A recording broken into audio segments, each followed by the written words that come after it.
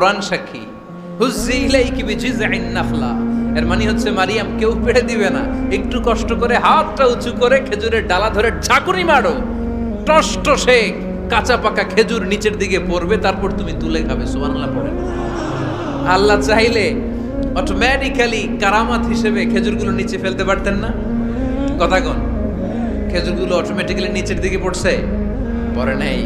আল্লাহ শিক্ষা দিয়েছে যেই পরিস্থিতিতে থাকো না কেন তোমাকে শ্রম ব্যয় করে কষ্ট করে তোমার উপার্জন করতে হবে, রিজিকের বন্দোবস্ত করতে হবে। চিল্লায় বলেন ঠিক কিনা? ইসলাম আমাদেরকে এটাই শিখিয়েছে, কাজে লজ্জা নাই। আবার বিশ্বনবী বললেন ইন খামাতিস সাআ ওয়া ফি ইয়াদি আহাদিকুম ফাসিলাতুন, তোমাদের কারো হাতে যদি একটা চারা বীজ থাকে, সে যদি দেখে কিয়ামত হতে শুরু করেছে, ফাইন ইসতাতাআ আইয়াগরিসাহা ক্বাবলা আন তাকুমাস সাআ ফালইয়াগরিসহা, কারো হাতে একটা চারা বীজ নিয়ত করেছে, চারা বীজটা রোপণ করবে, ইন দ্য মিন টাইম দেখলো কিয়ামত হতে শুরু করেছে, বিশ্বনবী বললেন যদি তোমার সুযোগ থাকে কিয়ামত হওয়ার আগে চারা বীজটা রোপণ করে দাও। কথা বুঝতে পেরেছেন? আপনার হাতে একটা চারা বীজ, আপনি প্ল্যান করেছেন এই চারা বীজটা রোপণ করবেন, ইন দ্য মিন টাইম দেখলেন কি হওয়া শুরু হয়েছে, ইযা জুলজিলাতিল আরদু জিলজালাহা, দ্য বিগেস্ট আর্থকোয়েক, ভূমিকম্প শুরু হয়েছে, কিয়ামত হয়ে যাবে। বিশ্বনবী বললেন কিয়ামত হইতেছে ওদিকে, আর তোমার হাতে যদি চারা বীজ থাকে দেরি করো না, কিয়ামত তোমার কাছ পর্যন্ত আসার আগে সুযোগ পেলে চারা বীজটা রোপণ করে দাও।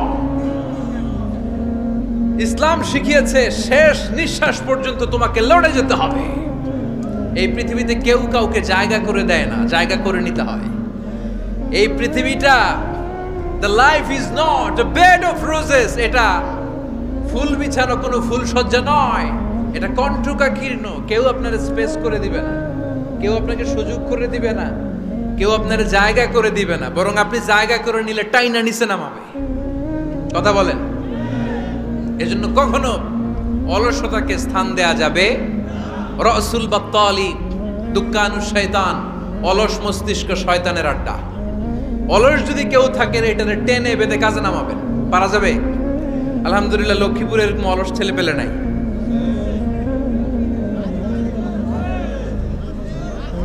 আছে? আমরা আজকে অলসতাকে নো বলে যাবো এই মাহফিল থেকে। অলসতাকে আমরা কি বলবো? আওয়াজ করে বলতে হবে। অলসতাকে কি বলবো আমরা? মুমিনের জীবনে কোনো অলসতা নাই। অলস হয় মুনাফিকরা। অলস হয় কারা? চিল্লায় বলতে হবে। মুমিনরা অলস হয়। অলস হয় কারা?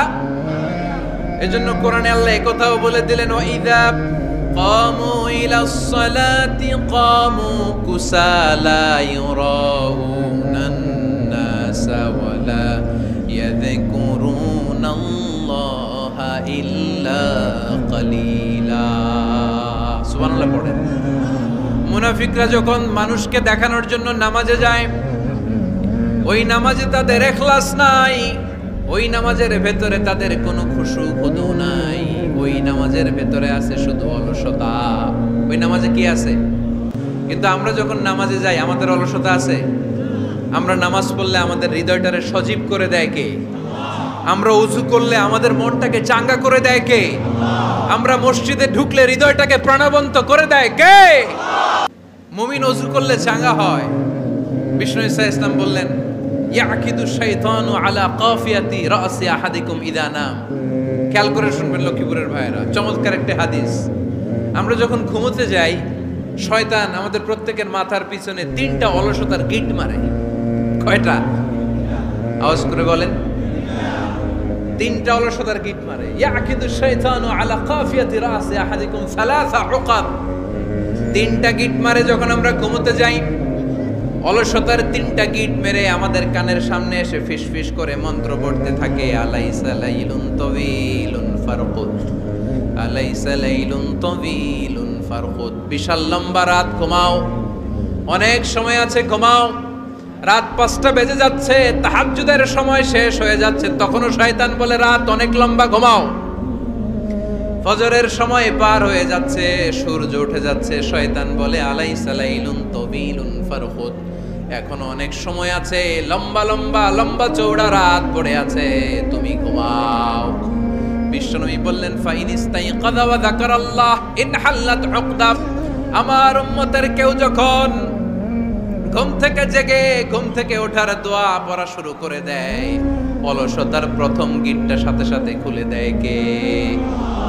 আপনি ঘুম থেকে উঠেই যখন ঘুম থেকে ওঠার দোয়া পড়বেন, আপনার অলসতার প্রথম গিট খুলে দেয় কে? ঘুম থেকে ওঠার দোয়াটা কি? আলহামদুলিল্লাহিল্লাযী আহইয়ানা বা'দামা আমাতানা ওয়া ইলাইহিন নুশুর।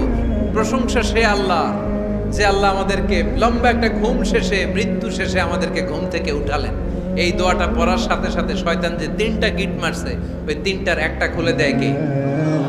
ফাইন তাওয়াদ্দা ইনহাল্লাত উকদা। ঘুম থেকে জেগে ঘুমের দোয়া পড়ার পরে যখন কেউ ওযু করে ফেলে, অলসতার দ্বিতীয় গিটটাও খুলে দেয় কে? ওযু করার পরে ফাইন সাল্লাত ইনহাল্লাত উকদা। নামাজের মুসল্লায় দাঁড়িয়ে যখন নামাজ শুরু করে দেয়, অলসতার 3 নাম্বার গিটটাও খুলে দেয় কে? 3টা গিট যখন খুলে দেয়, বিষ্ণু ইসলাম বললেন ফাসবাহা নাশীতাল কলব। নাশীত, তখন মুমিন বান্দা সজীব হয়ে ওঠে, প্রাণবন্ত হয়ে ওঠে, উচ্ছ্বসিত হয়ে ওঠে। ওয়া ইল্লা খাবিসান নাফসি কাসলান। আর যদি ঘুমিয়ে থাকে, 3টা গিট তার মাথার পেছনে শয়তানের অলসতার লেগে থাকে, তাহলে তার দিনটা শুরু হয় অলসতা দিয়ে, আর সে হয় অলসতার রাজা। চিল্লায় এখন ঠিক কিনা? এজন্য আমরা কি অলস হতে চাই না কর্মঠ হতে চাই?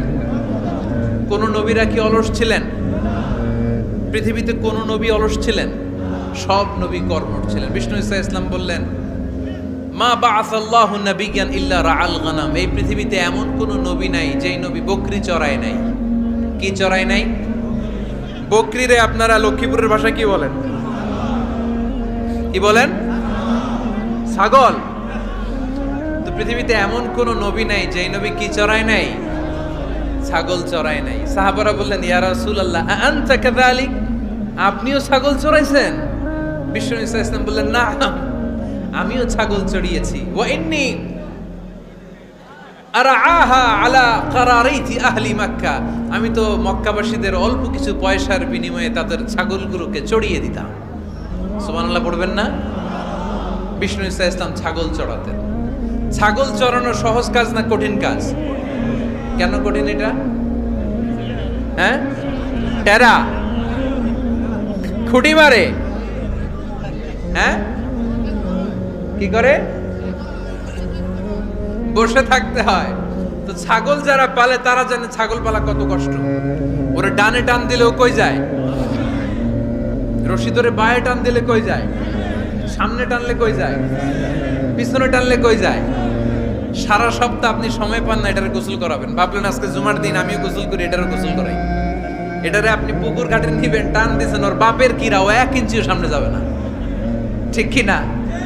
এই টেরা প্রাণী আল্লাহর কি কি মহিমা! আল্লাহ তাআলা পৃথিবীর সবচেয়ে শ্রেষ্ঠতম মানুষদেরকে ছাগল চড়িয়ে ছেড়েছেন। ঠিক কি না? মা বাআসাল্লাহু নাবিয়্যান ইল্লা রাআল গানাম। এই পৃথিবীতে এমন কোন নবী ছিল না যে নবীরা ছাগল চড়ায় নাই। আল্লাহ বুঝাতে চাইলেন ছাগল চড়ানো অনেক কষ্টের কাজ, অনেক ধৈর্যের প্রয়োজন। এখন নবীরা তোমরা ছাগল চড়াও, কিছুদিন পর ছাগলের চেয়েও টেরা জাতি মানুষ চড়াইতে হবে। মানুষের মধ্যেও টেরা আছে না নাই?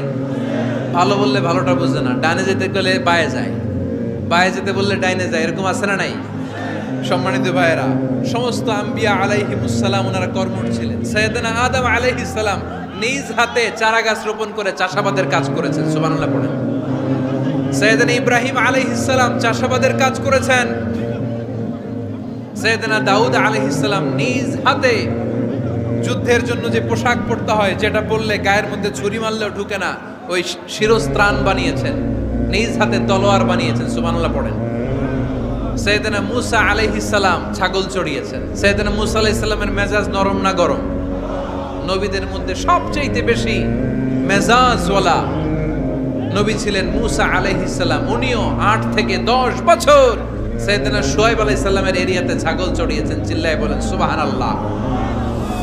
এজন্য নবীরা যেহেতু কাজ করেছেন, কর্মঠ ছিলেন, আমরাও কর্মঠ হব। ঠিক কিনা?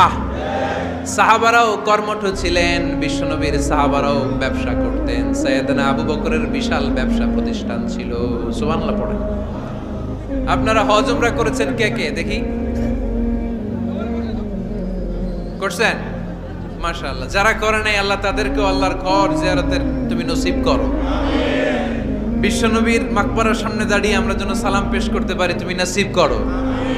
বাইতুল্লাহ শরীফে এবং মসজিদ নববীতে আমরা যেন সালাত আদায় করতে পারি, আল্লাহ তুমি নসিব করো। সাইয়েদনা আবু বকর রাদিয়াল্লাহু তাআলা আনহুর ব্যবসা প্রতিষ্ঠান ছিল মক্কার কাবা ঘরের পাশেই। ওনার ব্যবসা প্রতিষ্ঠানগুলো যেখানে ছিল ঠিক ওইখানেই সৌদি সরকার এখন শপিং মল বানিয়ে দিয়েছে, মাতজার আবু বকর। মক্কা শহরের যেখানে বহিরাগতরা এসে ওখানে ছাগল, ওখানে ঘোড়া, উট এগুলো রাখতো, আস্তাবল রাখতো, ঘোড়া আর উট যেখানে রাখা হতো ঠিক ওই জায়গায় সৌদি সরকার ওটার পার্কিং লট বানাই দিচ্ছে। মানে যেখানে আগে সাহাবাদের ব্যবসার জায়গা ওইখানে বর্তমানে শপিং মল।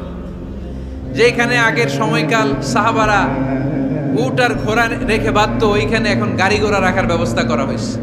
সাইয়েদনা আবু বকর অনেক বড় ব্যবসায়ী ছিলেন। ওনার নিজ টাকা দিয়ে হাবাসা থেকে আসা সাইয়েদনা বেলালকে তিনি 20,000 স্বর্ণ মুদ্রা দিয়ে উমাইয়া ইবনে খালাফের কবল থেকে তিনি মুক্ত করেছেন। সাইয়েদনা উসমান যুন্নুরাইন বড় ব্যবসায়ী ছিলেন। নিজের টাকা দিয়ে মদিনার মুসলমানেরা পানি খেতে পারে না, বিইরে রুমা নামে একটা কুয়া ছিল, এই কুয়ার মালিক ছিল ইহুদি। মুসলমানেরা পানি খেতে গেলে এসে বকা দিত, পানি খেতে দিত না। বিশ্বনবী বললেন, আমার সাহাবীদের মধ্যে এমন কি কেউ নাই নিজের অর্থায়নে বীরে রুমা কিনে মুসলমানদেরকে দিয়ে দিবে? সাইয়েদনা উসমান যুন্নুরাইন বলল, ইয়া রাসূলুল্লাহ, আপনার খেদমতে আমি হাজির। মুহূর্তের মধ্যে সাইয়েদনা উসমান যুন্নুরাইন নিজের অর্থায়নে বীরে রুমাটা কিনে মুসলমানদের জন্য সদকা করে দিয়েছে। তো ব্যবসা না করলে, কর্মঠ না হলে, উপার্জন না হলে সদকা করা যাবে? চিল্লায় বলেন, করা যাবে? সুনানে তিরমিজির বর্ণনা, বিষ্ণু ঈসা ইসলাম মক্কা থেকে যত সাহাবারা হিজরত করে মদিনায় এসেছে, মদিনাতে কোনো না কোনো সাহাবার সাথে বিশ্বনবী ভ্রাতৃত্বের বন্ধনে আবদ্ধ করে দিয়েছে। সুবহানাল্লাহ পড়েন। এজন্য মক্কা থেকে যারা এসেছে এদেরকে বলে মুহাজির। এদেরকে কি বলে? আর মদিনায় যারা ছিল এদেরকে বলে আনসার। এদেরকে কি বলে? আওয়াজ করে উত্তর দিবেন। মক্কা থেকে যারা এসেছে তাদের নাম, আর যারা মদিনার সাহাবী তাদের নাম আনসার। আজকে এই মাহফিলে লক্ষ্মীপুর এর বাইরে থেকে কারা কারা আসছেন দেখি?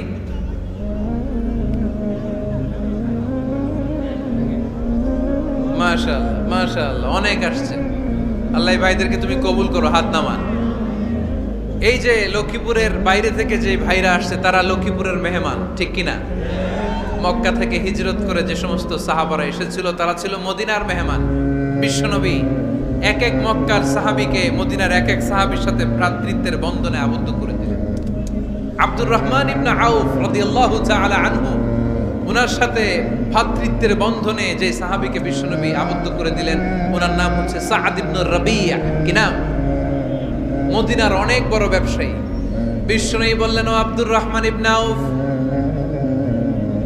সম্পদ ছেড়ে দিয়ে, পরিবার ছেড়ে দিয়ে, স্থাবর অস্থাবর সব ছেড়ে দিয়ে আল্লাহ রাসূলের ভালোবাসায় মক্কা থেকে মদিনায় এসেছো।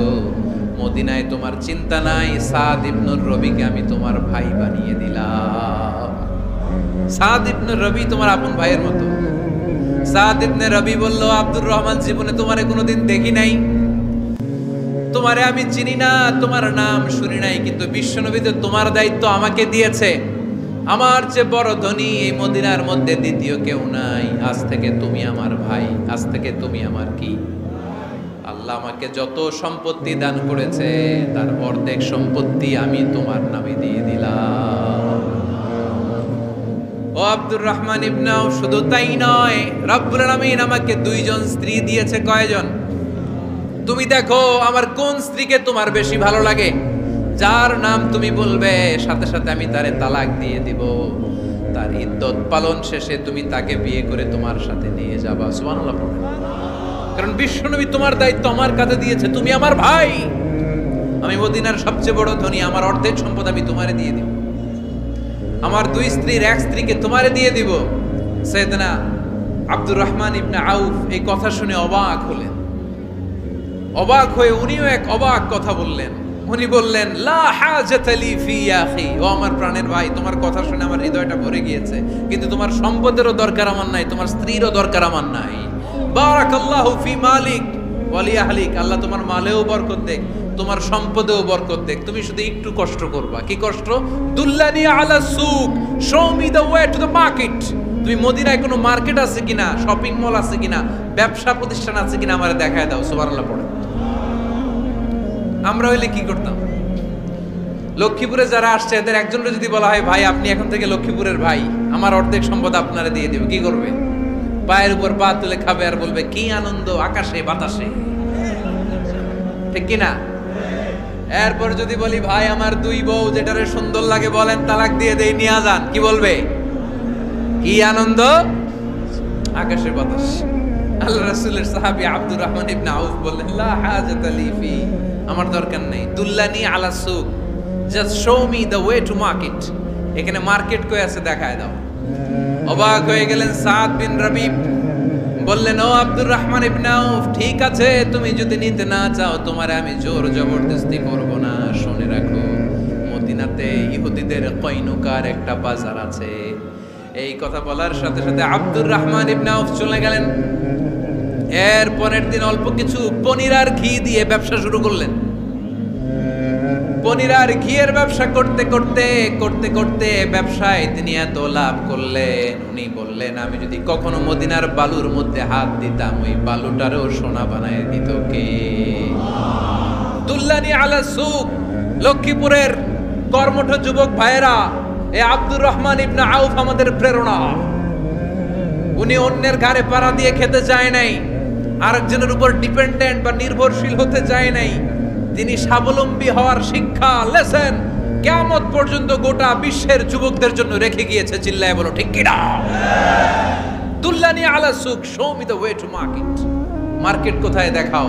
পনির আর ঘি নিয়ে ব্যবসা করতে করতে কয়েক মাসের ব্যবধানে ইতিহাস সাক্ষী সাইয়েদনা আব্দুর রহমান ইবনে আউফ মদিনার বিশাল বড় বিজনেস ম্যাগনেটে পরিণত হয়ে গেলেন। চিল্লায় পড়েন আল্লাহু আকবার। এজন্য ব্যবসার ভিতরে বরকত ঢুকিয়ে দিয়েছে কে? বিষ্ণু বললেন আত-তাজিরা সাদুকাল আমিন মা'আন নাবিয়্যিন ওয়াস সিদ্দীকিন ওয়াশ শুহাদাই ওয়াস সালিহিন। আমানতদার ব্যবসায়ী তারা সাধারণ কোনো মানুষ নয়, কিয়ামতের দিন নবীদের সাথে হাসর হয়ে যাবে। আপনারা যারা ব্যবসা করেন এটা সাধারণ বিষয় নয়। বিষ্ণু ইসলাম নিজেও ব্যবসায়ী ছিলেন।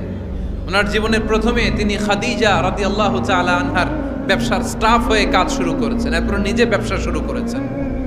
এরপরে খাদিজাতুল কুবরা রাদিয়াল্লাহু তাআলা আনহা সব সম্পত্তি বিয়ের পরে বিশ্বনবীর পায়ের সামনে ঢেলে দিয়েছেন। বললেন ইয়া রাসূলুল্লাহ এই সম্পদ আমি আপনাকে দিয়ে দিলাম, আপনি ইচ্ছামতো দিনের প্রয়োজনে খরচ করেন। সুবহানাল্লাহ পড়েন। এজন্য বিষ্ণু ইসলাম আমাদের জন্য উপমা, আব্দুর রহমান ইবনে আউফ আমাদের জন্য উপমা। যারা ব্যবসা করেন তারা বিষ্ণু ইসলামের সুন্নাহ পালন করছেন। আত-তাজির আস-সাদুক আল আমিন। বিষ্ণু বললেন সত্যবাদী আমানতদার ব্যবসায়ী, যে ব্যবসা করতে যে মিথ্যা কথা বলে না। অনেক ব্যবসায়ীরা আছে পণ্য চালানোর জন্য মিথ্যা কথা বলে আর কসম কাটে, আছে না নাই? আহা, এমনটা করা যাবে? সকালবেলা স্ত্রীরে বলে এই গরুগুলা বিক্রি করবো, তুই একটা দাম কত কমো? স্ত্রীরে শিখাই দিচ্ছে এই গরুর দাম তুই 40,000। তো বউ বলে ঠিক আছে দাম কইলাম 40,000। তো এরপরে বাজারে যখন গরু বিক্রি করতে যায় একজন যখন বলে যে ভাই এটা 30,000 টাকা দিয়ে কিনবো, কয় ভাই আল্লাহর কসম সকালে একজন 40,000 দাম কইছে আমি দেই নাই। আছে না নাই? কৌশল করে। বউরে শিখাইছে সকালে, কয় তুই দাম কর 40,000। তো বাজারে যে সকালে একজন দাম করছে, দাম করে কইছে 40,000 দেই নাই, আপনার 30,000 কেমনে দেই? এরকম ডাকাইত আছে না নাই? আলহামদুলিল্লাহ লক্ষ্মীপুরে এরকম লোকজন নাই। আরে নাই, আমি কই নাই, এরা কই আছে। লক্ষ্মীপুরের মানুষ খুব ধার্মিক আমি জানি। লক্ষ্মীপুর, নোয়াখালী, ফেনী এই বেল্টের লোকজন খুব আল্লাহওয়ালা। এদের মধ্যে আল্লাহওয়ালার সংখ্যা বেশি, এখানে আলেম ওলামা বেশি, এখানে মসজিদ মাদ্রাসা বেশি। এই জন্য এই জেলাগুলোতে আল্লাহর রহমতও বেশি। আল্লাহ তুমি এই জেলার ছেলেপেলাদেরকে এই জেলার লোকদেরকে তুমি কবুল করো, মা বোনদেরকে তুমি কবুল করো। সম্মানিত ভাইয়েরা, এজন্য আজকের মাহফিল থেকে আমরা যেটা শিখলাম সেটা হচ্ছে পরিশ্রমে কোনো লজ্জা আছে? আমরা কাজ করে খাবো, ঠিক কিনা? Never under estimate any job. যুবক ভাইয়েরা, লক্ষ্মীপুরের যুবক ছেলেরা শুনতেছ? এরকম আওয়াজ করতে হবে, কান খাড়া করে শুনো। Never under estimate any job. কোনো চাকরিকে ছোট করে দেখা যাবে, whether it's small or big, you don't care. এটার কেয়ার করা যাবে না। ছোট্ট চাকরি পাইলে ঢুকে যাবা, বড় অফার আসলে পরে ঢুকবা। এটা ছোট কাজ, এটা হোটেলের ওয়েটার, এটা ছোট্ট স্টাফ, এটা কেরানি না। কাজ কাজই, কাজের মধ্যে কোনো ছোট বড় নাই। খেটে খাওয়া মানুষকে বিশ্বনবী অনেক সম্মান করতেন। বিশ্বনবী সাল্লাল্লাহু আলাইহি ওয়াসাল্লাম খেটে খাওয়া মানুষদেরকে এত ভালোবাসতেন, বিদায় হজের মতো এত গুরুত্বপূর্ণ ভাষণও এই মেহনতি মানুষদের কথা বাদ যায়নি। সুবহানাল্লাহ পড়বেন না? দিনটা ছিল জুমাবার। বিশ্বনবী সাল্লাল্লাহু আলাইহি ওয়াসাল্লাম আরাফাতের ময়দানে দাঁড়িয়ে ঐতিহাসিক একটা ভাষণ দিলেন। এই ভাষণের নাম হলো বিদায় হজের ভাষণ। এই বিদায় হজের ভাষণেও খেটে খাওয়া মানুষের কথা বিশ্বনবী বাদ দেয় না। বিশ্বনবী বলেছেন,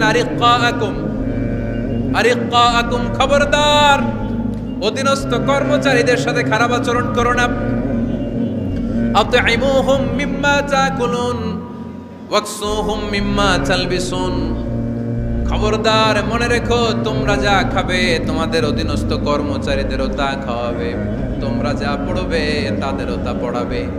বিশ্বনবী শেষ নিঃশ্বাস ত্যাগ করে যাওয়ার আগে যেই কয়েকটা কথা বলেছিলেন তার মধ্যে মেহনতি মানুষদের জন্য কথা আছে না নাই? বিষ্ণু ইসলাম যখন শেষ নিঃশ্বাস ত্যাগ করবেন তিনি বলেছিলেন, আসসালাত আসসালাত, উম্মতেরা নামাজ নামাজ নামাজ ছেড়ে দিও না, নামাজ তরক করো না, নামাজ কাজা করো না। আর বলেছিলেন, অমা মালাকাত আইমানুকুম, অধীনস্থ কর্মচারীদের সাথে খবরদার খারাপ আচরণ করো না। যারা কর্মচারীদের সাথে খারাপ আচরণ করে, যারা মানুষের কাছ থেকে শ্রম নিয়ে কাজ করিয়ে টাকা দেয় না, কিয়ামতের দিন তাদের বিরুদ্ধে মামলা দায়ের করবে কে? কে করবে? হাদিসে কুদসি সাক্ষী বিষ্ণু ইসলাম বলেন, আল্লাহ তাআলা ফরমান, আনা খাসমুহুম সালাসাতুন আনা খাসমুহুম ইয়াউমাল কিয়ামা। তিন শ্রেণীর ব্যক্তির বিরুদ্ধে আল্লাহ বলেন, আমি নিজেই কিয়ামতের দিন মামলা দায়ের করব। I will be against them in the day of judgment. Three categories of people, I will be against them in the day of judgment. তিন শ্রেণীর লোক কিয়ামতের দিন তারা ছাড় পাবে না। আল্লাহ বলেন, আমি নিজেই তাদের বিরুদ্ধে মামলা দায়ের করব। এর মধ্যে এক শ্রেণীর লোক হচ্ছে রাজুলুন ইস্তাআজারা জিরান ফাস্তাউফা মিনহু ওয়া লাম ইউতি আজরা। একজন শ্রমিক ভাড়া করে তার কাছ থেকে কাজ নিয়েছে কিন্তু তার পারিশ্রমিক আদায় করে নাই। এরকম আছে না নাই? দাপট দেখায়, দাপট দেখায় ইউনিভার্সিটির ক্যান্টিনগুলোতে। ইউনিভার্সিটির ক্যান্টিনে যে খায় মাগার বিল দেয় না, এরকম টাকায় আছে না নাই? চায়ের দোকানে চা খায় পরে দিমু, বিল দেয় না, আছে না নাই? দোকানে যে পণ্য কিনে বিল দেয় না, পরে দিমু, আছে না নাই? কিয়ামতের দিন আল্লাহ তোর এই মাস্তানি ছুটাবে, চিল্লা এখন ঠিক কিনা? আনা খাসমুহুম, আমি নিজেই তাদের বিরুদ্ধে মামলা দায়ের করব। কথাটা কার? এজন্য বিশ্বনবী বললেন, খবরদার মেহনতি মানুষ, খেটে খাওয়া মানুষ, এদের দোয়া কবুল হয়ে যায়। আতুল আজিরা আজরাহু ক্বাবলা আন ইয়াজিফা আরাকুহু। খবরদার বিশ্বনবী বললেন, শ্রমিকের ঘাম শুকিয়ে যাওয়ার আগে তাদের পারিশ্রমিক মিটিয়ে দাও। বিশ্বনবীর বিখ্যাত হাদিস, আতুল আজিরা আজরাহু ক্বাবলা আন ইয়াজিফা আরাকুহু। শ্রমিকের ঘাম মাটিতে লাগার আগে, শুকিয়ে যাওয়ার আগে তাদের পারিশ্রমিক মিটিয়ে দাও। কেননা তারা যদি বদদোয়া করে তোমার জীবনরে জাহান্নাম বানিয়ে দিবে কে? বিষ্ণু ইসলাম সব সময় খেটে খাওয়া মানুষদেরকে আগলে রাখতেন। সব সময় শুধু যে ভাষণে মেহনতি মানুষদের সাথে ভালো আচরণ করতে বলতেন, শ্রমিকদের সাথে ভালো আচরণ করতে বলতেন এমনটা নয়। ওনার ব্যক্তিগত জীবন ঘাটলেও দেখা যায় উনি শ্রমিকদের সাথে কেমন আচরণ করেছেন। বিষ্ণু ইসলামের একজন খাদেম ছিল, আপনারা তার নাম জানেন? কি নাম? সবাই বলেন। আনাস। আওয়াজ করে বলেন, বিশ্বনবীর খাদেমের নাম নামটা কেমন লাগে? ভালো লাগে? ছেলে হইলে রাখবেন তো? রাখবেন? অনেকে আমারে জিজ্ঞেস করে যে আমার একটা ছেলের নাম বলে দেন। এই এলাকার যদি কারো সম্ভাব্য আগন্তুক 2-1 মাস পরেই ছেলে পৃথিবীতে আসবে, এর নাম রাখবেন আনাস। নাম কি রাখবেন? খাদিমু রাসূলিল্লাহ, আল্লাহ রাসূল সাল্লাল্লাহু আলাইহি ওয়াসাল্লামের খাদেম।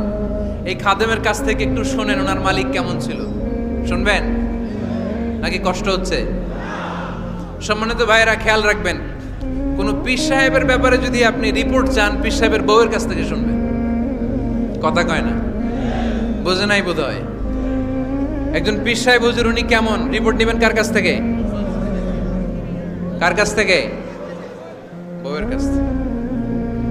একজন বড় সাহেব, বড় নেতা, তার ব্যাপারে যদি রিপোর্ট পেতে চান, আমি কয়েকটা জায়গা বলে দিই, এই জায়গাগুলো থেকে রিপোর্ট নেবেন। 1 নাম্বার তার ড্রাইভার, 1 নাম্বার। 2 নাম্বার তার বাড়ির দারোয়ান, 2 নাম্বার। 3 নাম্বার তার খাদেম, 3 নাম্বার। 4 নাম্বার তার ঘরের কাজের মেয়ে, 4 নাম্বার। এদের কাছ থেকে আসল রিপোর্ট পাওয়া যায়, ঠিক কিনা? এবার বিশ্বনবীর ব্যাপারে বিশ্বনবীর খাদেম কি বলে শুনবেন? বুঝে নাই বোধ হয়। বিশ্বনবীর ব্যাপারে বিশ্বনবীর খাদেম কি কমেন্টস করছে শুনতে চান? খাদেমের নাম আরো জোরে বলতে হবে। আনাস রাদিয়াল্লাহু তাআলা, আনাস রাদিয়াল্লাহু তাআলা আনহু বলেন, বিশ্বনবী যখন মক্কা থেকে মদিনায় হিজরত করে আসলেন, মদিনার অলিতে গলিতে আনন্দের বন্যা বয়ে গেল। তলা আল বাদরু আলাইনা বলে সবাই বিশ্বনবীকে বরণ করে নিল, সবাই বিশ্বনবীর সাথে দেখা করতে আসলো। সবাই যখন আনসারী নারী পুরুষরা দেখা করতে যায়, আমার আম্মাও বলল, আনাস মক্কা থেকে বিশ্বনবী এসেছে, চলো তোমারে নিয়ে দেখা করতে যাই। আনাসের মা আনাস রাদিয়াল্লাহু তাআলা আনহু তখন খুব ছোট্ট, তিনি যে দেখে মানুষের ভিড়ে আনাসকে নিয়ে সামনে যাওয়া যায় না। আর তিনি দেখলেন মদিনার অলিতে গলিতে মানুষের ভিড়, আনসারী আবাল বৃদ্ধ বনিতা নারী পুরুষ সবাই বিশ্বনবীর সাথে দেখা করছে। আর যারাই দেখা করছে হাতে কোনো না কোনো হাদিয়া নিয়ে বিশ্বনবীর সাথে দেখা করতেছে। সুবহানাল্লাহ কইবেন না? আনসারী যত সাহাবারা বিশ্বনবীর সাথে দেখা করতে এসেছে, কি নিয়ে আসছে? কথা কয় না? তাহাদাও তাহাব্বু, হাদিয়া দাও, একে অপরকে হাদিয়া দাও, তোমাদের মধ্যে ভালোবাসার বন্ধনকে বাড়িয়ে দিবে কে? আনাসের মা বললেন, আমি মানুষ ধাক্কাতে ধাক্কাতে বিশ্বনবীর সামনে পর্যন্ত গেলাম, যে দেখি সবাই বিশ্বনবীর হাদিয়া দেয়। আমি বিশ্বনবীর সামনে যে কাঁদো কাঁদো সরে বললাম, ইয়া রাসূলুল্লাহ, ইয়া হাবিবাল্লাহ, লাম ইউবকি রাজুলুন ওয়ালা ইমরাআতুন মিনাল আমসার ইল্লা ক্বাদ আতহাফাকা বিতুহফা। ও নবী, আমি দেখতে পেয়েছি আনসারী এমন কোন নারী নাই, এমন কোন পুরুষ নাই যে আপনাকে আপনার হাতে কোনো না কোনো হাদিয়া দেয় নাই। ওয়া ইন্নী লা আকদিরু আলা যালিকা মা উতহিফুকা বি, কিন্তু ইয়া রাসূলুল্লাহ, ইয়া হাবিবাল্লাহ, আমার কাছে তো কোনো টাকা নাই, আমার কাছে কোনো পয়সা নাই, আমার ঘরে এমন কোনো জিনিস নাই যেই জিনিসটা আমি আপনারে হাদিয়া দেব, ইল্লা ইবনি হাদা, আমার এই নাড় ছেঁড়া ধন কলিজার টুকরা সন্তান আনাস ছাড়া। ও আখিরি জামানার পয়গম্বর, আমি আমার কলিজার টুকরা আনাসকে আপনারে হাদিয়া দিয়ে দিলাম। ইয়া রাসূলুল্লাহ, মদিনার আনসারী এমন কোন নারী পুরুষ কেউ তো বাকি নাই যে আপনাকে হাদিয়া দেয় নাই, সবাই তো হাদিয়া দিল, কিন্তু আমি তো হাদিয়া দেওয়ার মতো আমার কাছে কিছু নাই। আপনারা কি হাদিস থেকে নেয়া এই গল্পটা বুঝতে পেরেছেন? কথাটা শুনতেছিলেন? আনাস রাদিয়াল্লাহু তাআলা আনহুর মা বললেন, ইয়া রাসূলুল্লাহ, আনসারী এমন কোন নারী নাই, এমন কোন পুরুষ নাই যে আপনারা হাদিয়া দেয় নাই, কিন্তু আমার তো হাদিয়া দেওয়ার মতো কিছু নাই আমার এই কলিজার টুকরা আনাস ছাড়া। কি আর আমি করব? আমার কলিজার টুকরা আনাসকে আমি আপনার দরবারে হাদিয়া দিয়ে দিলাম। ইয়া রাসূলুল্লাহ, আমার ছেলেটারই আপনারা হাদিয়া দিলাম। খুদ হাদা ইয়াখদুমু কামা বাদালাক, আপনার যেই কাজ লাগবে, যেই খেদমতের প্রয়োজন আপনার এই খেদমত করবে। ও নবী, আমি জানি আনাস আপনার বেশি খেদমত করতে পারবে না, আনাস আপনার মেসওয়াক এনে দিবে, অজুর পানি এনে দিবে, জুব্বা লাগলে জুব্বাটা এনে দিবে, ছোটখাটো কাজ করে আপনারে সাহায্য করবে। আমার কলিজার টুকরা সন্তানকে চিরকালের জন্য আমি আপনারে হাদিয়া দিয়ে দিলাম। আনাস রাদিয়াল্লাহু তাআলা আনহু বর্ণনা করছেন, আমি দাঁড়িয়ে দাঁড়িয়ে শুনছি আমার আম্মা বলছে আমি নাকি বিশ্বনবীর জন্য হাদিয়া। সুবহানাল্লাহ পড়েন। এবার খেদমত শুরু করলো সাইয়েদনা আনাস। ছোট্ট মানুষ কি আর করবে, কতটুকু খেদমত আর করতে পারবে? বিশ্বনবীর মেসওয়াকটা এনে দেয়। সুবহানাল্লাহ পড়েন। বিশ্বনবীর আতরের শিশিটা এনে দেয়, বিশ্বনবীর জাইতুনের তেলের বোতলটা আগিয়ে দেয়, বিশ্বনবীর জামাটা প্রয়োজনে বিশ্বনবীর হাতে এনে দেয়। সাইয়েদনা আনাস বলেন, আমি 1 বছর নয়, 2 বছর নয়, 5 বছর নয়, 7 বছর নয়, 10 বছর বিশ্বনবীর খেদমত করেছি। ফামা দরাবানি, 10 বছরে একদিনও তিনি আমারে মারে নাই। সুবহানাল্লাহ। একদিন আমার গায়ে হাত তোলে নাই। হাত তোলা তো দূরের কথা, ওয়ালা সাব্বানি, কোনোদিন গালি দেয় নাই। ওয়ালা আবাসা আলা ওয়াজহি, কখনো বিরক্তি সরে ভ্রু কুচকে আমার দিকে বিশ্বনবী কোনোদিন তাকায় নাই। সুবহানাল্লাহ পড়েন। কোনোদিন আমার গায়ে হাত তোলে নাই। আরে হাত তোলা তো দূরের কথা, আমাকে ধমকি পর্যন্ত দেয় নাই। ধমকি দেয়া তো দূরের কথা, আমরা অনেক সময় বিরক্ত হয়ে ভ্রু কুচকাই না। এরকম বিরক্তি হলে আমরা কারোর প্রতি বিরক্ত হলে কি হয়? কপাল ভ্রু কুচকে ওঠে, ঠিক কিনা? সাইয়েদনা আনাস বললেন কোনোদিন মারে নাই। খাদেম বলতেছে, খাদেম, বড় সাহেবের রিপোর্ট কার থেকে নিতে হয়? হয় খাদেম, নয় দারোয়ান, নয় ঘরের কাজের মেয়ে, তা না হলে ড্রাইভার। বিশ্বনবীর খাদেম বিশ্বনবীর ব্যাপারে কি কমেন্ট করছে? মা সাব্বানি ওয়ালা জারাবানি ওয়ালা আবাসা ফি ওয়াজহি। এই 10 বছরের খেদমতের জিন্দেগিতে কোনোদিন বিশ্বনবী আমারে মারে নাই, গায়ে হাত তোলে নাই। আরে হাত তোলা তো দূরের কথা, একটা ধমকও দেয় নাই। আরে ধমক দেয়া তো দূরের কথা, বিরক্তির সুরে ভ্রু কুচকে আমার দিকে কখনো তিনি তাকায় নাই। চিল্লায় বলো সুবহানাল্লাহ। আর আজকে মাইক পেলে মানবতা,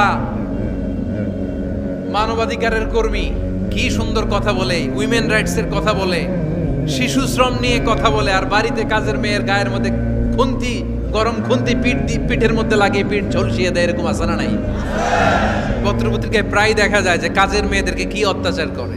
খুন্তি গরম করে করে চামড়ার মধ্যে লাগিয়ে স্কিন ঝলসে ফেলেছে, গ্রিলের মধ্যে বেঁধে রেখেছে, সময় মতো খাবার দেয় নাই, পিটিয়ে মাথার চুল কামিয়ে মাথা নেড়া করে দিয়েছে। এরকম আছে না নাই?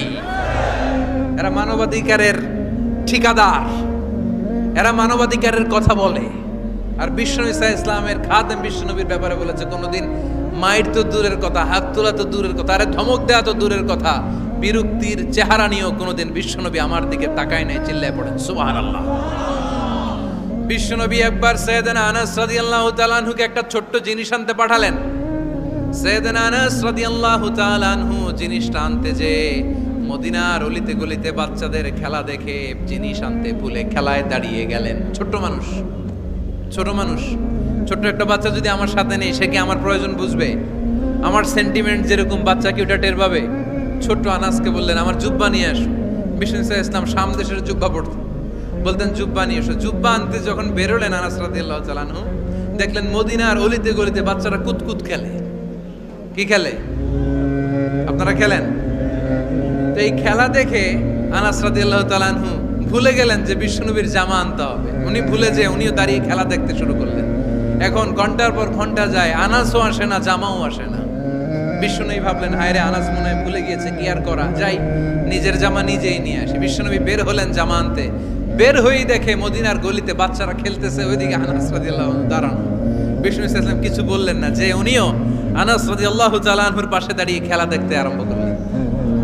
সুবহানাল্লাহ পড়বেন না? সাইয়েদনা আনাস খেলা দেখতে দেখতে হঠাৎ বিশ্বনবীর দিকে চোখ পড়ে গেছে। বিশ্বনবীর চোখের দেখে যখন সাইয়েদনা আনাস রাদিয়াল্লাহু তাআলা আনহুর চোখ পড়ে গেছে, সাইয়েদনা আনাস বলে আমার কলিজাটা এখান থেকে এই দিকে চলে আসছে। ভয়ে, কিসে? ভয়ে।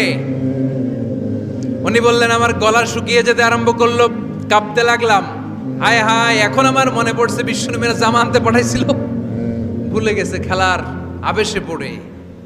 উনি বললেন বিশ্বনবী আমারে ধমক দেন নাই, আমার গায়ে হাত তোলেন নাই, জামা আনতে পাঠাইছি, এখানে খেলা দেখতেছো এটাও বলেন নাই। বিরক্তিও প্রকাশ করেন নাই। বিশ্বনবী শুধু একটা হাসি দিয়েছেন, স্মাইল। কি দিয়েছেন? একটা মুচকি হাসি দিয়েছেন। কি হাসি? সাইয়েদনা আনাস বলে, ওই যে ওই দিনের বিশ্বনবীর মুচকি হাসির শাসন মরার আগের দিন পর্যন্ত আমি আনাসকে সোজা রাস্তায় রেখেছি, আর ডানে বায়ে নেয় নাই। শাসন করতে জানলে লাঠি লাগে না, শাসন করতে জানলে ধমক লাগে না, শাসন করতে জানলে পিট্টি দেয়া লাগে না। মুচকি হাসি দিয়েও শাসন করা যায় কি যায় না?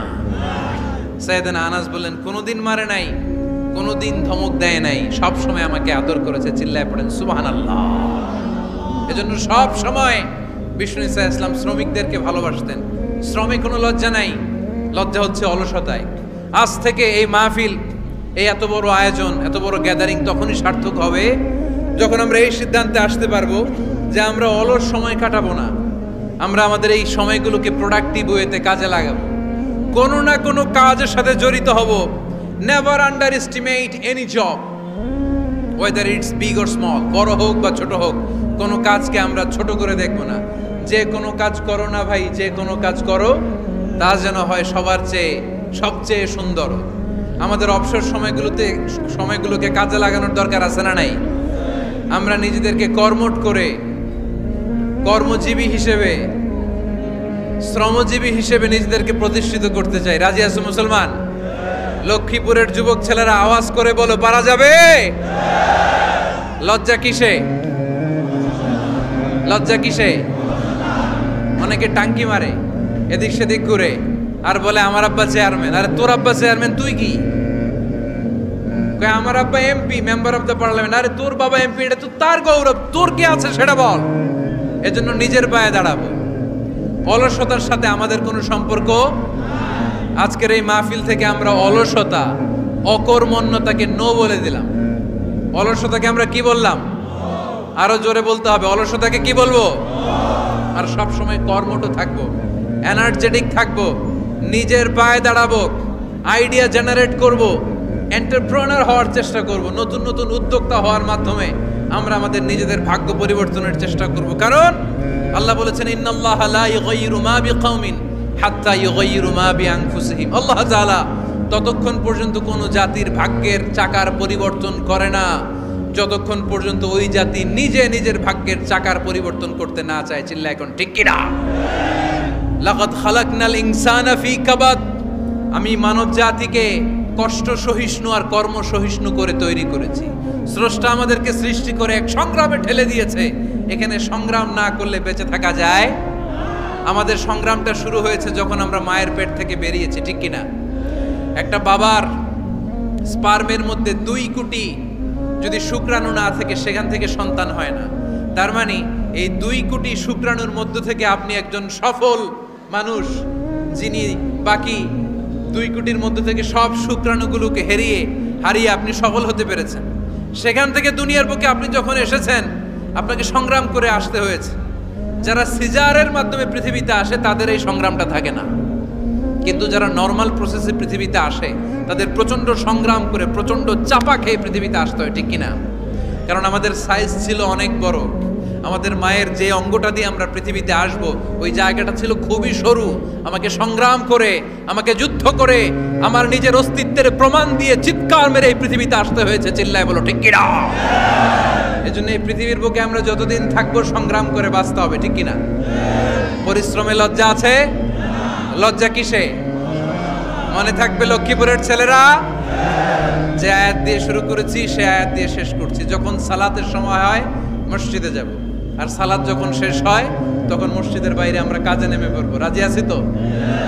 ফাইদা কুদিয়াতিস সালাতু ফান্তাশিরু ফিল আরদি ওয়াবতাগু মিন ফাদলিল।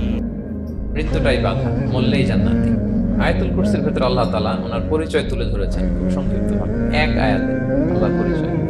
তারপর সূরা হাশরের শেষ 3 আয়াতে আল্লাহ তাআলা নিজের খুব চমৎকার পরিচয় তুলে ধরেছেন। তারপরে এই সূরা ইখলাসের মধ্যে আল্লাহ তাআলা আরো সংক্ষিপ্ত পরিসরে, ভেরি প্রিসাইজলি, মাত্র ছোট্ট ছোট্ট 4টা আয়াতে নিজের পরিচয় তুলে ধরেছেন। তো কিভাবে আল্লাহ তাআলা নিজের পরিচয় আমাদের সামনে পেশ করলেন, আমরা সেটাই আজকে শুনবার চেষ্টা করব ইনশাআল্লাহ। সূরাতুল ইখলাস আপনারা কি জানেন এটা কোরআনের কততম পারায় অবস্থিত? 30তম পারায়। এবং এই সূরাটি মাক্কি সূরা। কি সূরা? কোরআনের সর্বশেষ পারায় অবস্থিত 30তম পারায়। আয়াত সংখ্যা তো আমরা শুরুতেই বললাম কয়টি? 4টি। এই সূরাটি কোরআনের যে সূরার ধারাক্রম, সেই ধারাক্রম অনুসারে 112 নম্বর সূরা। কত নম্বর? 112 নম্বর সূরা। এই সূরাটা মক্কাতুল মুকাররমাতে নাজিল হওয়ার কিছু প্রেক্ষাপট আছে। প্রেক্ষাপটগুলো হচ্ছে, আরবরা বংশকে খুব গুরুত্ব দেয়, বংশ প্রিজার্ভ করা, লিনিয়েজকে প্রিজার্ভ করা। এবং তারা মানুষকে দেখে, শুধু মানুষ তো না, মানুষের পায়ের ছাপ দেখে বলে দিতে পারতো তার বাবাকে, তার বাবাকে, পর দাদাকে, 14 পুরুষের নাম বলে দিতে পারতো। শুধু মানুষই না, তারা উটের পায়ের ছাপ দেখে, উটের পায়ের, মরুভূমির বালুতে উটের পায়ের ছাপ দেখে ওই উট কোন বংশের, ওই বংশের ওর নাম কি, ওর বাবার নাম কি, ওর দাদার নাম কি, 14 পুরুষ এরকম ছিল। এবং তারা দুজন মানুষকে যদি ঢেকে রাখা হয় সারা শরীর, শুধু পায়ের একেবারে শেষের দিকের ছোট আঙ্গুল দেখে, এটাকে ইলমুল কিয়াফা বলে, ওই ছোট আঙ্গুলের শেপ দেখে ওরা বলে দিতে পারতো সে কোন বংশের, তার বাবার নাম কি, দাদার নাম কি, 14 পুরুষ। তারা এই লিনিয়েজকে প্রিজার্ভ করতো আর কি এইভাবে। এবং এই বংশ পরিক্রমা মুখস্থ করা, জানা, জিজ্ঞেস করা, এটাকে গুরুত্ব দিত। তো তারা আল্লাহকেও আমাদের মতো এরকম একজন সত্তা ভেবে আল্লাহ হাবিব সাল্লাল্লাহু আলাইহি ওয়াসাল্লামকে জিজ্ঞেস করতেছে যে ইদান খালাকাল্লাহু কুল্লা শাই ফামান খালাকাল্লাহ। মুহাম্মদ, তুমি তো বলো যে আল্লাহ নাকি সব সৃষ্টি করেছে, তো আল্লাহকে কে সৃষ্টি করেছে? অথবা বলো যে আল্লাহর বাবা কে, আল্লাহর দাদা কে, আল্লাহর পরদাদা কে, আল্লাহর বংশটা বলো। তো তখন এই তাদের এই প্রশ্নের জবাবে আল্লাহ তাআলা সূরাতুল ইখলাস নাযিল করেন যে কুল হুয়াল্লাহু আহাদ। নবী আপনি বলুন আল্লাহ হচ্ছেন এক, অদ্বিতীয়, ইউনিক, অ্যাবসলিউট। আল্লাহুস সামাদ, তিনি হচ্ছেন সামাদ, তিনি কারোর প্রতি নির্ভরশীল নন, অমুখাপেক্ষী। লাম ইয়ালিদ ওয়া লাম ইউলাদ, তিনি কাউকে জন্ম দেনও নাই, আবার তিনি কারো কাছ থেকে জন্ম নেনও নাই। ওয়া লাম ইয়াকুল লাহু কুফুয়ান আহাদ, তার সমকক্ষ, তার মতো, তার সিমিলার মহাবিশ্বে দ্বিতীয় কেউ নাই। সুবহানাল্লাহ। এটা হচ্ছে শানে নুজুল, কোন প্রেক্ষাপটে নাজিল হয়েছে, এটা হচ্ছে একটা বর্ণনা। আরেক বর্ণনা এসছে, মক্কার মুশরিকরা জিজ্ঞেস করতে আরম্ভ করল, ইয়া মুহাম্মদ, আমরা জানি মানুষ মাটির তৈরি, ফেরেশতারা নূরের তৈরি, মানে আলোর তৈরি, এরপর জিনেরা আগুনের তৈরি, আল্লাহ কিসের তৈরি? আল্লাহ তাআলার বাইয়িন লানা জিনসা রাব্বিক, তোমার আল্লাহর জিন্স বর্ণনা করো, সে কোত্থেকে আসছে, কি দিয়ে, কোন জিন্স থেকে, মানে কোন জিনিস থেকে তৈরি? তখন আল্লাহ তাআলা এই সূরাটা নাযিল করলেন, কুল হুয়াল্লাহু আহাদ আল্লাহুস সামাদ লাম ইয়ালিদ ওয়া লাম ইউলাদ ওয়া লাম ইয়াকুল লাহু কুফুয়ান আহাদ। এইভাবে অনেকগুলো বর্ণনা পাওয়া যায় যে এরকম এরকম প্রেক্ষাপটে যখন রাসূল সাল্লাল্লাহু আলাইহি ওয়াসাল্লাম তারা এই সমস্ত প্রশ্ন জিজ্ঞেস করে, তখন তাদের প্রশ্নের জবাব স্বরূপ আল্লাহ তাআলা 4 আয়াত বিশিষ্ট এই সূরাটি নাযিল করেন। তাহলে সূরার কোন প্রেক্ষাপটে, কোন সিচুয়েশনে সূরাটা নাযিল হলো, এটা সবার কাছে ক্লিয়ার না এখন? এই সূরার কিছু ফজিলত পাওয়া যায়। আপনারা তো সূরার নাম শুনেছেন সূরাতুল ইখলাস। ইখলাস শব্দের অর্থ হচ্ছে সিনসিয়ারিটি, আন্তরিকতা বা একনিষ্ঠতা। যেহেতু এই সূরায় একনিষ্ঠতার সাথে আল্লাহর তাওহীদের ঘোষণা দেওয়া হয়, এজন্য এই সূরার নাম হচ্ছে সূরাতুল ইখলাস। আবার এই সূরাকে সূরাতুত তাওহীদও বলে, যেহেতু আল্লাহর একত্ববাদের ঘোষণা এই সূরায় দেওয়া হচ্ছে, ওয়াননেস অফ গড। আবার এই সূরার একটা নাম হচ্ছে সূরাতুল মারিফা, যেহেতু এই সূরা মারিফা মানে জানা বা চেনা, যেহেতু এই সূরা পড়ার মধ্য দিয়ে আল্লাহর পরিচয় জানা যায়, আল্লাহকে চেনা যায়, এই জন্য সূরার নাম সূরাতুল মারিফা। আচ্ছা, এই সূরার অনেক ফজিলত আছে, অনেক ফজিলত। আমরা কয়েকটা ফজিলত আপনাদের সঙ্গে শেয়ার করব ইনশাআল্লাহ। এই সূরার 1 নম্বর ফজিলত হচ্ছে রাসূল সাল্লাল্লাহু আলাইহি ওয়াসাল্লাম বিভিন্ন সুন্নাহ নামাজে, সুন্নত নামাজের দ্বিতীয় রাকাতে এই সূরাটা পড়তেন। যেমন ফজরের 2 রাকাত সুন্নত আছে না, ফজরের 2 রাকাত সুন্নতের দ্বিতীয় রাকাতে রাসূল সাল্লাল্লাহু আলাইহি ওয়াসাল্লাম এটা পড়তেন। প্রথম রাকাতে সূরা কাফিরুন, দ্বিতীয় রাকাতে সূরা ইখলাস এটা পড়তেন। মাগরিবের নামাজের যে সুন্নাত, সেই সুন্নাতেরও দ্বিতীয় রাকাতে আল্লাহর হাবিব সাল্লাল্লাহু আলাইহি ওয়াসাল্লাম এই সূরাটা পড়তেন। তাওয়াফ করার পরে 2 রাকাত নামাজ পড়তে হয়, জানেন? ওই 2 রাকাত নামাজে রাসূল সাল্লাল্লাহু আলাইহি ওয়াসাল্লাম প্রথম রাকাতে সূরাতুল কাফিরুন, দ্বিতীয় রাকাতে সূরাতুল ইখলাস পড়তেন। বিতিরের সালাতের শেষ রাকাতে আল্লাহর হাবিব সাল্লাল্লাহু আলাইহি ওয়াসাল্লাম সূরাতুল ইখলাস পড়তেন। এইভাবে অনেকগুলো হাসান হাদিস আছে। তাহলে কখন কখন সূরাতুল ইখলাস পড়তেন রাসূল সাল্লাল্লাহু আলাইহি ওয়াসাল্লাম, কোন নামাজে? ক্লিয়ার না? ফজরের 2 রাকাত সুন্নত নামাজের শেষের রাকাতে, মাগরিবের 2 রাকাত সুন্নত নামাজের শেষের রাকাতে, তাওয়াফের পরে যে 2 রাকাত পড়তে হয় শেষের রাকাতে, বিতিরের সালাতের শেষ রাকাতে। এই সূরাটাকে আল্লাহর হাবিব সাল্লাল্লাহু আলাইহি ওয়াসাল্লাম সুলুসুল কোরআন বলেছেন, 1/3 অফ দ্য কিতাব, কোরআনের 3 ভাগের 1 ভাগ। সূরাতুল ইখলাস তা'দিলু সুলুসাল কোরআন, সূরা ইখলাস হচ্ছে কোরআনের 3 ভাগের 1 ভাগ। তার মানে আপনি যদি একবার সূরা ইখলাস পড়েন, কয় পারা তেলাওয়াতের সওয়াব? 2 বার পড়লে, 3 বার পড়লে, 3 বার পড়লে 1 খতম কোরআনের সওয়াব। আলহামদুলিল্লাহ। কেউ কেউ বলেন যেহেতু আল্লাহর একত্ববাদের কথাবার্তা কোরআনে 1/3 মানে 1/3 জুড়ে আছে, সেহেতু সূরাতুল ইখলাস সুলুসুল কোরআন মানে হচ্ছে যে কোরআনের 3 ভাগের 1 ভাগে আল্লাহ যা নিয়ে কথা বলেছে সূরাতুল ইখলাসের ভিতরেই সেটা সংক্ষেপে চলে আসছে। এজন্য এটাকে বলা হয় 1/3 অফ দ্য বুক, কোরআনের 3 ভাগের 1 ভাগ। এটার আরেকটা, এই হাদিসটা মুতাওয়াতির হাদিস, সূরাতুল ইখলাস তা'দিলু সুলুসাল কোরআন, এটা এমন সংখ্যক, বেশি বেশি সংখ্যক সাহাবী প্রতিটি জেনারেশনে বর্ণনা করেছে, সাহাবী তাবি তাবি তাবি, এই হাদিসের ব্যাপারে কোনো ডাউট তৈরি হয় না, কোনো সাসপিশন তৈরি হয় না, খুবই ভ্যালিড হাদিসটা, যেটা কোরআনের 3 ভাগের 1 ভাগ। আচ্ছা, আল্লাহর হাবিব সাল্লাল্লাহু আলাইহি ওয়াসাল্লাম আরেকটা হাদিসে এসেছে, এক সাহাবীকে কোবা পল্লীতে ইমাম করে পাঠিয়েছেন। মদিনা মসজিদে নববীর পাশে একটা মসজিদ আছে, মসজিদে কোবা, সেই মসজিদের ইমাম করে এক সাহাবীকে পাঠিয়েছেন। ওই সাহাবীর একটা অভ্যাস ছিল, উনি প্রত্যেক রাকাতে সূরা ফাতিহার পরেই আগে সূরা ইখলাস পড়তেন। ধরেন প্রথম রাকাতে সূরা ফাতিহার পরে ইখলাস, এরপর একটা সূরা পড়তেন। দ্বিতীয় রাকাতে সূরা ফাতিহার পরে আবার সূরা ইখলাস, এরপর একটা সূরা পড়তেন। ধরেন যে জুমার নামাজ 2 রাকাত, উনি ফাতিহার পরে প্রথমে কোন সূরাটা পড়ে নিতেন, এরপরে অন্য যে কোনো একটা সূরা। দ্বিতীয় রাকাতে সূরা ফাতিহার পরে কোন সূরাটা প্রথমে পড়ে নিতেন, ইখলাসের। এইটাই ওনার স্বভাব। প্রত্যেক নামাজে যদি কোনো ইমাম সাহেব শুধু সূরা ইখলাস পড়ে, একটু খারাপ লাগবে না আমাদের? ওনার মুসল্লিদেরও তাই লেগেছে। ওনারা জিজ্ঞেস করলেন, তুমি এটা কেন করো? এরকম না করে স্বাভাবিকভাবে পড়ো। উনি বললেন, না, আমি এইভাবেই পড়বো, আমি যেভাবে পড়তেছি এইভাবেই পড়বো, পড়লে পড়ো, না হলে তোমাদের হিসাব তোমাদের। তো তারা যে রাসূল সাল্লাল্লাহু আলাইহি ওয়াসাল্লামের কাছে বিচার দিল যে, ইয়া রাসূলুল্লাহ, দেখেন একজন ইমাম আপনি আমাদের জন্য নির্ধারণ করেছেন, উনি প্রত্যেক রাকাতে সূরা ইখলাস পড়ে, ইন এভরি সিঙ্গেল রাকাত সূরা ইখলাস পড়ে।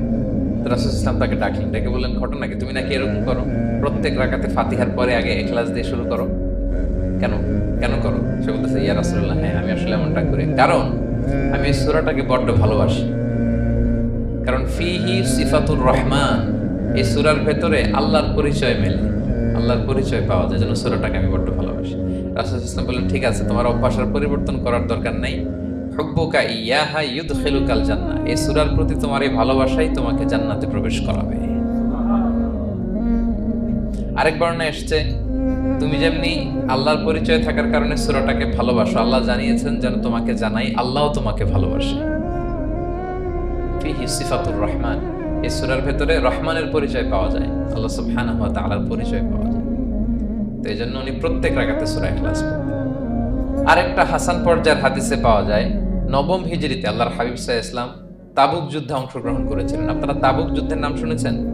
হ্যাঁ, নিশ্চয়ই শুনেছেন, যারা ইসলামের ইতিহাস, ইসলামের বায়োগ্রাফি নিয়ে পড়াশোনা করেছেন। তাবুক হচ্ছে অনেক দূরে মদিনা থেকে, খুব কষ্টের সফর ছিল। তখন খেজুর পেকে সবার ঘরে খেজুর, পাকা খেজুর উঠাতে হবে, আবার প্রচন্ড গরম, আবার সফরের দূরত্ব অনেক বেশি।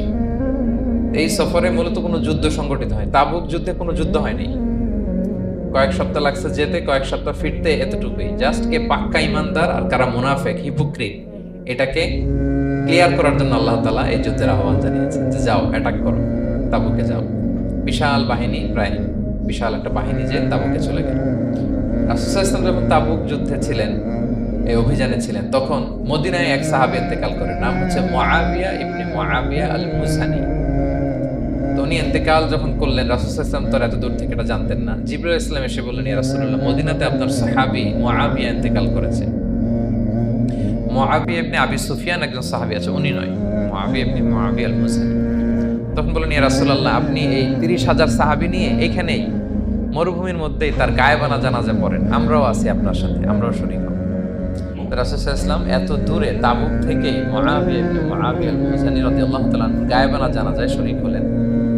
এই গায়বানা জানা যায় সাহাবাদের সাথে ফেরেশতারাও শরীক হয়েছিলেন, দুই কাতারে, পেছনে দুই কাতার, প্রতি কাতারে 70,000 ফেরেশতা। জানাজা শেষে দোয়া শেষে আল্লাহর হাবিব সাল্লাল্লাহু আলাইহি ওয়াসাল্লাম বললেন যে জিবরিল, ঘটনা কি? মুআবিয়ার এত স্ট্যাটাস, এত মর্যাদা, কি কারণে তুমি দুই কাতারে 70,000 হলে 1,40,000 বিশাল ফেরেশতাদের বহন নিয়ে তুমি জানাজায় জয়েন করলে? কারণ কি? কি তার মর্তবা? জিবরিল আলাইহিস সালাম বললেন, ইয়া রাসূলুল্লাহ, আপনার সাহাবী মুআবিয়ার বৈশিষ্ট্য ছিল তিনি কাইমান আও কাঈদান, দাঁড়িয়ে অথবা বসে, মাশিয়ান আও রাকিবান, আরোহণ অবস্থায় অথবা চলন্ত অবস্থায়, উঠতে বসতে চলতে ফিরতে সব সময় সে পড়তে থাকতো কুল হুয়াল্লাহু আহাদ আল্লাহুস সামাদ লাম ইয়ালিদ ওয়া লাম ইউলাদ ওয়া লাম ইয়াকুল লাহু কুফুয়ান আহাদ। এই সূরাটা ছিল তার ডেইলি ওজিফা, সব সময় উঠতে বসতে চলতে ফিরতে কোন সূরা পড়তো? সূরা ইখলাস পড়তো। এজন্য আল্লাহ তাআলার আদেশে আমরা 1,40,000 ফেরেশতা নিয়ে তার জানাজায় শরীক হয়েছে। সুবহানাল্লাহি ওয়া বিহামদিহি। তাহলে বুঝতে পারতেছেন এই সূরার মর্তবা কতটা পছন্দনীয় সূরা আল্লাহর কাছে। যদিও ছোট, আয়াত কয়টা? কিন্তু আল্লাহর কাছে এটার ফজিলত অনেক বেশি। প্রিয় ভাইরা, শুধু এখানেই শেষ নয়, আল্লাহর হাবিব সাল্লাল্লাহু আলাইহি ওয়াসাল্লাম সকালে, সন্ধ্যায়, ফজরের পরে, মাগরিবের পরে এবং বিছানায় ঘুমোতে যাওয়ার আগে তিনি সূরাতুল ইখলাস, সূরা ফালাক, সূরা নাস পড়ে হাতের মধ্যে ফু দিতেন, দুই হাত একসাথে মিলিয়ে এরকম ফু দিয়ে মাথা থেকে বডিতে যতটুকু সম্ভব তিনি মাসাই করতেন। 3টা সূরাই শুরু হয়েছে কুল দিয়ে, এজন্য 3 সূরাকে একসাথে বলে কুল আস-সালাসা, মানে 3 কুল। এই 3 কুল তিনি ফজরের পর, মাগরিবের পর আর বিছানায় ঘুমোতে যাওয়ার আগে পরে হাতে ফু দিয়ে সারা গায়ে মেসেজ করতেন। আপনারা করেন? হ্যাঁ, অভ্যাসটা, ওজিফাটা আছে তো আপনাদের? না, করবেন। এটা special protection, you will get a special protection from Allah সুবহানাহু ওয়া তাআলা। অনেকে দেখবেন ব্ল্যাক ম্যাজিক করে। ব্ল্যাক ম্যাজিক কিন্তু সত্য, ম্যাজিক করে, সেহের করে আপনাকে দুর্বল করে ফেলবে। স্বয়ং আল্লাহর হাবিব সাল্লাল্লাহু আলাইহি ওয়াসাল্লামকে সেহের করা হয়েছিল। উনি কয়েক মাস স্ত্রীদের সাথে ফিজিক্যাল ইন্টিমেসিতে যেতে পারতেন না, এত দুর্বল হয়ে গেছিলেন। লাবিদ ইবনুল আসাম নামে এক ইহুদি মিত্র, সে জাদু করেছিল রাসূল সাল্লাল্লাহু আলাইহি ওয়াসাল্লাম। ওনার মাথার চুল চিরুনির ভেতরে 11টা গিট দিয়ে সেই ব্ল্যাক ম্যাজিক করেছে। নবী সাল্লাল্লাহু আলাইহি ওয়াসাল্লাম কয়েক মাস অসুস্থ ছিলেন। পরে সূরা ফালাক নাস যখন নাজিল হয় তখন আল্লাহ তাআলা রাসূল সাল্লাল্লাহু আলাইহি ওয়াসাল্লামকে সুস্থ করে দিলেন। সাহাবীদেরকে নিয়ে কুয়ার নিচ থেকে, চিরুনি থেকে এই গিটগুলো খুলে খুলে রাসূল সাল্লাল্লাহু আলাইহি ওয়াসাল্লাম 11টা আয়াত তেলাওয়াত করলেন। রাসূল সাল্লাল্লাহু আলাইহি ওয়াসাল্লামকে সুস্থ করে দিল কে? আল্লাহ সুবহানাহু ওয়া তাআলা শিফা নসিব করলেন। তার মানে ব্ল্যাক ম্যাজিক সত্য, সিহির করে মানুষ। আপনার সফলতা, আপনার সাকসেস, এটা সবার ভালো লাগবে না, মনে রাখবেন। সবাই এটা পছন্দ করে না। আল্লাহ আইনু হক, নজর কিন্তু সত্য, নজর সত্য, নজরের প্রভাব আছে, চোখের প্রভাব আছে। এজন্য কারো ভালো কিছু দেখলে মাশা আল্লাহ বলবেন, আল্লাহর দিকে ফিরিয়ে দিবেন ওটার কল্যাণ। কি বলবেন? একটা সুন্দর ফুটফুটে বাচ্চা দেখলে মাশা আল্লাহ। কারো সফলতা দেখলে, কারো ফার্মে গেলেন, বাগানে যেয়ে দেখলেন ফল মূল ভর্তি, কি বলবেন? মাশাআল্লাহ, বিসমিল্লাহ মাশাআল্লাহ বললে এটাতে আর ক্ষতি হয় না। অনেকে বলে যে বাবা মা মাশাআল্লাহ বলা লাগে না, বাবা মা আর নাকি মামা, এই 3 জন নাকি মাশাআল্লাহ না বললে কিছু, এটা ভুল কথা। বাবা মারও বলতে হয়। বাবাও তার ছেলের কোনো সাকসেস, ভালো কিছু দেখলে কি বলবে? মাশাআল্লাহ, তাবারাকাল্লাহ, অথবা বিসমিল্লাহ মাশাআল্লাহ, এটা আপনারা বলবেন। নজরের প্রভাব আছে। আপনি সিম্পলি দেখেন, এই যে আমি আপনাদের দিকে তাকিয়ে তাকিয়ে কথা বলছি, আমি যদি অনেকক্ষণ স্টেয়ারিং করি, কারোর দিকে ভেবে তাকিয়ে থাকি, সে ভালো ফিল করবে? কেন? আমি কি তার মারছি, ধরছি, স্পর্শ করছি? কিছুই তো করলাম, শুধু আমি তার দিকে তাকিয়ে আছি। তার মানে এতেই সে অস্বস্তি ফিল করতেছে। ধরেন যে আপনি কোন একটা প্রোগ্রামে বসে আছেন, আপনার পাশে যে বসে, আপনি তার দিকে এরকম 10 মিনিট তাকায় আছেন, কোনো কথা ছাড়া শুধু তাকিয়েই রইলেন। তার কি ভাল লাগবে বলেন? সে কি কমফোর্টেবল ফিল করবে? সে ভয় পাবে, সে ভয় পাবে, অস্বস্তি ফিল। আপনি কিছুই করেন নাই, না তাকে টাচ করেছেন, না ধরেছেন, ছুঁয়েছেন, কিন্তু শুধু তাকিয়ে আছেন। দেখেন নজরের কি প্রভাব। আল্লাহ আইনু হক, নজর সত্যি। এজন্য কারো সাকসেস দেখলে আমরা সবসময় যেন মাশাআল্লাহ বলি। মাশাআল্লাহ ঠোঁটের সাথে মিলিয়ে রাখবেন। ভালো দেখলে কি বলবেন? মাশাআল্লাহ, মাশাআল্লাহ, বিসমিল্লাহ মাশাআল্লাহ, মাশাআল্লাহ, তাবারাকাল্লাহ, এটা বলবেন। তাহলে আল্লাহর হাবিব সাল্লাল্লাহু আলাইহি ওয়াসাল্লামকেও সেহের করা হয়েছিল। এজন্য এই সেহের থেকে, ব্ল্যাক ম্যাজিক থেকে, আইন মানে জেলাসি, মানুষের নজর দিয়ে যে হিংসা করে, এই জেলাসি থেকে, মিন শাররি হাসিদিন ইযা হাসাদ, হাসাদ থেকে, মিন কুল্লি মাকরুহিন ওয়া শুরুর, সব ক্যালামিটি, ডিজাস্টার, এগুলো থেকে পানা হিসেবে আপনি এই ওয়াজিফাটা করবেন। 3 কুল, কুল আস-সালাসা, 3 কুল। আমার সাথে সাথে বলেন কয় কুল? কি কি? সূরাতুল ইখলাস, সূরা ফালাক, সূরা নাস। এই 3টা পড়ে ফজরের পর, মাগরিবের পর আর ঘুমোতে যাওয়ার আগে হাত দুইটাকে একসাথে করে পরে লম্বা একটা ফু দিয়ে মাথা থেকে মাসাজ করবেন সারা গায়ে। করা যাবে ইনশাআল্লাহ বিইذنিল্লাহ। এবং আম্মা জান আয়েশা রাদিয়াল্লাহু তাআলা আনহা বলতেন, আমি যখন কখনো অসুস্থ হয়ে যেতাম, অসুস্থ হলে রাসূল সাল্লাল্লাহু আলাইহি ওয়াসাল্লামকে যে যখন কমপ্লেইন করি, ইয়া রাসূলুল্লাহ আমি তো অসুস্থ, রাসূল সাল্লাল্লাহু আলাইহি ওয়াসাল্লাম আমাকে এই আমলটা করতে বলতেন। মানে আয়েশা, তুমি সূরাতুল ইখলাস, সূরা ফালাক, সূরা নাস পড়ে সারা গায়ে কি করো? ফু দাও। আলী রাদিয়াল্লাহু তাআলা আনহু বর্ণনা করেন, আল্লাহর হাবিব সাল্লাল্লাহু আলাইহি ওয়াসাল্লাম একবার নামাজ পড়তেছেন, নামাজে তিনি সিজদারত অবস্থায়, ইন দ্য মিন টাইম লাদাগাতহুল আকরা, একটা বিচ্ছু রাসূল সাল্লাল্লাহু আলাইহি ওয়াসাল্লামের আঙ্গুলে কামড় দিল। বিচ্ছু, বিচ্ছুর কামড় খেয়েছেন? হ্যাঁ, কেমন লাগে? খুব আরাম লাগে? হ্যাঁ, খুব যন্ত্রণা হয়, অনেক যন্ত্রণা হয়। রাসূল সাল্লাল্লাহু আলাইহি ওয়াসাল্লামকে যখন কামড় দিল নামাজরত অবস্থায়, রাসূল সাল্লাল্লাহু আলাইহি ওয়াসাল্লাম খুব যন্ত্রণা পেলেন, ব্যথা পেলেন। বিচ্ছুটারে লানত করলেন। সাধারণত লানত করতেন না, তিনি বলতেন লানাতুল্লাহি আলাল আকরা, এই বিচ্ছুর উপর লানাত, লা ইয়াদাউ নাবিয়্যান ওয়ালা গায়রা। এই বিচ্ছু নবীও চিনে না, মানুষও চিনে না। কোথায় কামড় দিতে হবে এটাও বুঝতেছে না। শুধু নবী না, সব নবীদের নবী, উনারা কামড় দিয়ে ফেলছে। আল্লাহর পক্ষ থেকে পরীক্ষা ছিল, কেয়ার করা। উনি ভর্ৎসনা করলেন, লানত করে বললেন নবীও চিনস না, মানুষও চিনস না, কামড় দিয়ে খুব কষ্ট পাচ্ছে। আল্লাহ হাবিব সাল্লাল্লাহু আলাইহি ওয়াসাল্লাম বললেন, যাও গরম পানি আর লবণ নিয়ে আসো, এনে এটার মধ্যে ঢালো। তো ঢালতে আরম্ভ করলো। লবণ কিন্তু খুবই ব্যথানাশক, painkiller, natural painkiller. এটার মধ্যে সোডিয়াম ক্লোরাইড আছে, তো এটা গরম করে লবণ মিশিয়ে দিলে যে কোনো ব্যথা ট্যাথা সাথে সাথে ভালো হয়ে যায়। রাসূল ইসলাম বললেন ঢালো। ঢালতেছে, রাসূল ইসলাম পড়তেছেন কুল হুয়াল্লাহু আহাদ আল্লাহুস সামাদ লাম ইয়ালিদ ওয়া লাম ইউলাদ ওয়া লাম ইয়াকুল লাহু কুফুয়ান আহাদ বলে ফু দিচ্ছেন আর ঢালতেছেন। ঢালাও শেষ, আঙ্গুলের ব্যথাও শেষ।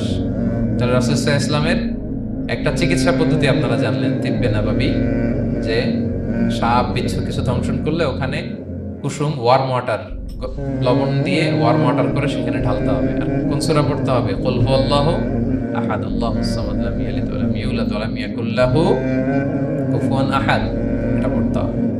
তাহলে এই সূরার ফজিলত কি জানতে পেরেছেন আপনারা? ক্লিয়ার তো না? আমি রিপিট করি, কি কি ফজিলত বললাম। রাসূল সাল্লাল্লাহু আলাইহি ওয়াসাল্লাম ফজরের নামাজের সুন্নাতে, মাগরিবের সুন্নাতে, তাওয়াফের পরের সুন্নাতে, বিতরের শেষ রাকাতে সূরাতুল ইখলাস পড়তেন। রাসূল সাল্লাল্লাহু আলাইহি ওয়াসাল্লাম সূরাটাকে সুলুসুল কোরআন, 1/3 অফ দ্য কিতাব বলেছেন। কোরআনের কয় ভাগের এক ভাগ? এবং এক সাহাবীর ঘটনা তো শুনলাম, সে সব নামাজে সূরা ইখলাস পড়তো। মুসল্লিরা কমপ্লেইন করার পরেও সে পড়লো। রাসূল সাল্লাল্লাহু আলাইহি ওয়াসাল্লাম বললেন কেন পড়ো? বলে যে ফিহি সিফাতুর রহমান, এই সূরায় আল্লাহর পরিচয় আছে, সূরাটা পড়তে ভালো লাগে। তো রাসূল সাল্লাল্লাহু আলাইহি ওয়াসাল্লাম বললেন এই সূরার প্রতি তোমার ভালো লাগাই তোমাকে জান্নাতে নিয়ে যাবে। আরেক বর্ণনায় যে তুমি যেমনি আল্লাহর কারণে এই সূরাকে ভালোবাসো, আল্লাহও জানিয়েছেন তিনি তোমায় ভালোবাসেন। এরপর মুআবিয়া ইবনে মুআবিয়া আল মুজানির হাদিস শুনলাম, তিনি উঠতে বসতে চলতে ফিরতে সবসময় কোন সূরা পড়তেন? সূরাতুল ইখলাস। বলে আকাশ থেকে 1,40,000 ফেরেশতা এসে দুই কাতারে 70,000 করে ওনার গায়েবানা জানাজায় অংশগ্রহণ করেছেন। এবার বলেন এটাকে আপনারা কি ওয়াজিফা বানাবেন? হ্যাঁ, বানাবেন ডেইলি ওয়াজিফা?